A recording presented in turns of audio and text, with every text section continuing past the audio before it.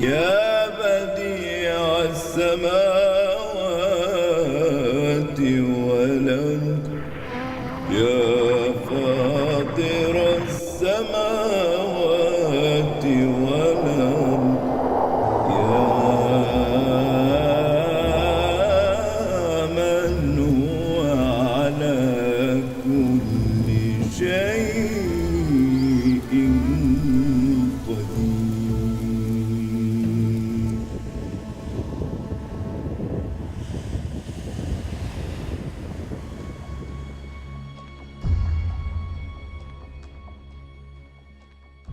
La conception de la nature en islam est empreinte d'une forte spiritualité. Dieu a créé le monde parce qu'il a désiré être connu et partager son être. C'est par amour qu'il a voulu se dévoiler au travers des choses qui le cachent et le révèlent simultanément.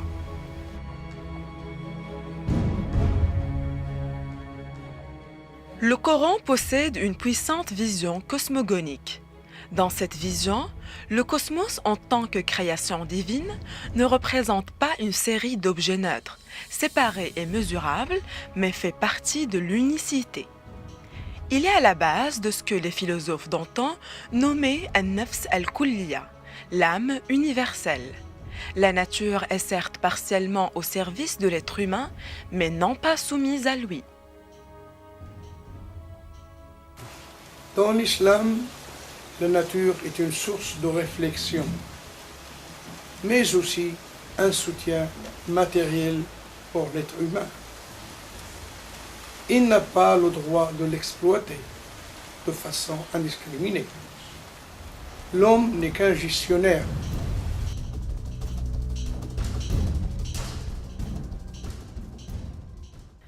La civilisation islamique a démontré un goût marqué pour la nature et le paysage à travers les siècles, tel que l'on peut l'apprécier aussi bien dans l'architecture que dans l'art, la littérature, la philosophie et les miniatures.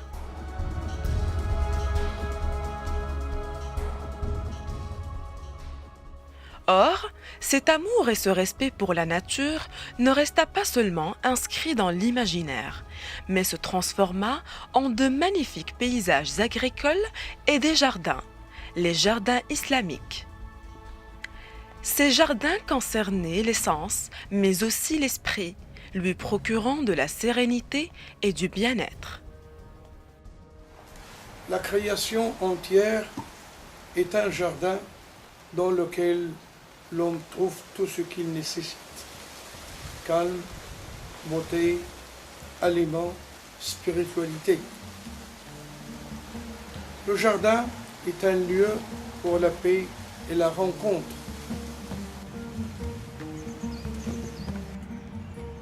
Le jardin islamique invite au loisir et à la créativité. Il est le creuset de nombreuses cultures où s'est développé un style paysager spécifique et où de nombreuses espèces botaniques inconnues jusqu'alors se sont acclimatées pour l'ornementation et la recherche scientifique.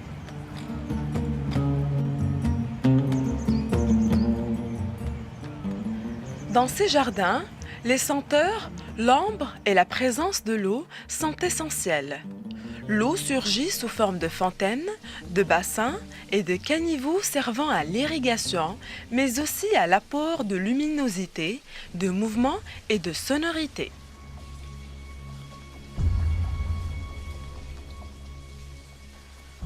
Le Créateur a conçu des règles bien précises au sujet du comportement de l'humain envers la nature. Mais hélas, celui-ci ne les a pas respectés par un excès de cupidité. Et ce, jusqu'en arriver à la crise environnementale qui menace de nos jours la région méditerranéenne et du Moyen-Orient. Le Coran explique dans un important verset le rôle de l'humain dans la régie de la nature en tant que garant de la création, mais aussi son incapacité. Nous avions proposé aux cieux, à la terre et aux montagnes la responsabilité de porter les charges et de faire le bien et d'éviter le mal.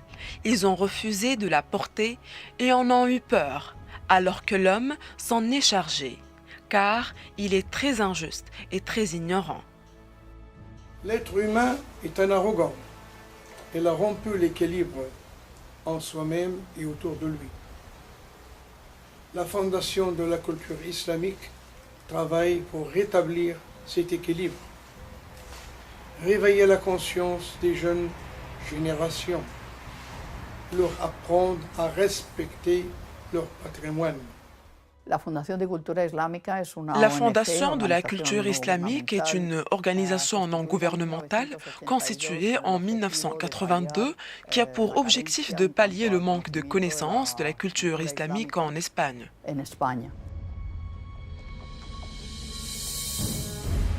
Un des programmes phares de la Fondation est Medomed, paysages culturels en Méditerranée et au Moyen-Orient, qui intègre 23 pays et qui vise la conservation et la mise en valeur du patrimoine naturel et culturel de la région.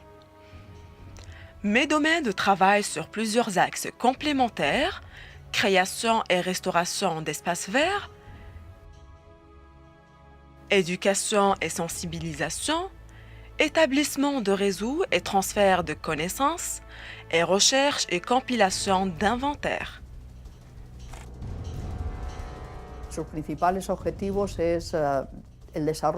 Son principal objectif est le développement durable, mais toujours depuis le respect de l'identité culturelle des peuples, un développement durable qui est seulement envisageable si l'on tient compte du grand apport réalisé par la civilisation islamique à la nature et à l'étude de l'environnement.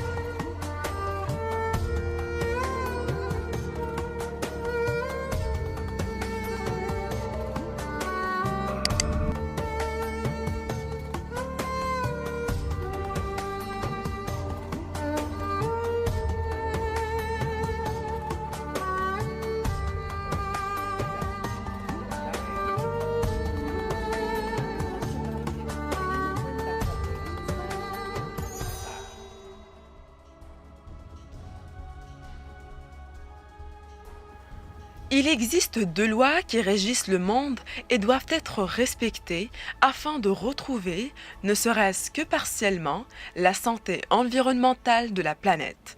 la loi divine et la loi humaine. Agissant ensemble depuis les institutions, la société civile et la conscience individuelle. Comme disait le professeur Chedov, que tout est dans la mesure, que la mesure devrait être la règle suprême de la vie et le secret du bonheur.